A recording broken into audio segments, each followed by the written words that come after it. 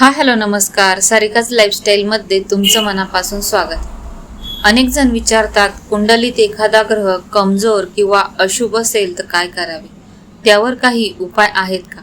आजच्या व्हिडिओमध्ये आपण ज्योतिषशास्त्रात सांगितलेले काही सर्वसाधारण उपाय आणि त्यामागील आध्यात्मिक महत्त्व जाणून घेणार आहोत. त्यामुळे हा व्हिडिओ शेवटपर्यंत पूर्ण नक्की पहा. आणि हो, व्हिडिओला एक लाईक, शेअर आणि कमेंट करायला अजिबातच विसरू नका हा मैत्रिणींनो.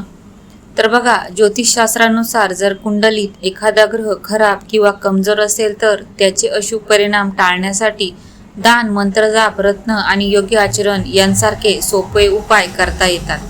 प्रत्येक ग्रहासाठीचे अचूक आणि विशिष्ट उपाय आता आपण जाणून घेणार आहोत. सगळ्यात पहिला म्हणजे सूर्य.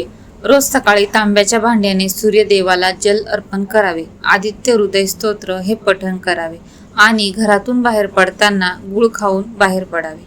त्यानंतर आहे चंद्र. आईचा आदर करावा, त्यांचा आशीर्वाद घ्यावा आणि ओम नमः शिवायचा जप करावा. त्यानंतर आहे मंगळ. मंगळवारी हनुमान चालीसा वाचावी आणि गरजूंना मसुराची डाळ दान करावी. त्यानंतर बुध. गणपतीची उपासना करावी आणि ओम बुधाय नमः या मंत्राचा जप करावा. त्यानंतर येतं गुरु.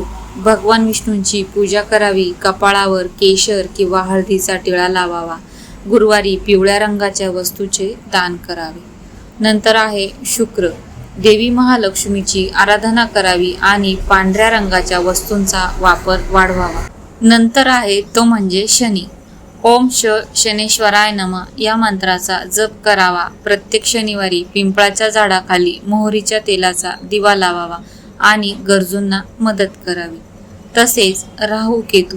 दुर्गा देवीची किंवा भगवान शंकराची पूजा करावी. काळे तीळ किंवा मोहरीचे तेल दान करावे. यामुळे तुम्हाला नक्की फायदा होईल. कोणतेही उपाय करताना ते नेहमी श्रद्धेने आणि मनापासून करायचे, तर आपल्याला याचा फायदा होतो आणि तो हळूहळू जाणवतो. एकदमच तो जाणवणार नाही, तुम्हाला हळूहळू त्या उपायांचा अनुभव येईल. आजची माहिती तुम्हाला कशी वाटली हे कमेंट करून मला जरूर कळवा. व्हिडिओला जास्तीत जास्त लाईक आणि शेअर करा. तसंच सारिकाज लाईफस्टाईल या यूट्यूब चॅनलला सबस्क्राईब करायला अजिबातच विसरू नका. मी सारिका या नोटवर तुमच्या सगळ्यांची रजा घेते. भेटूया पुन्हा अशाच आध्यात्मिक धार्मिक माहितीसह पुढच्या व्हिडिओमध्ये. तोपर्यंत सगळ्यांना श्री स्वामी समर्थ.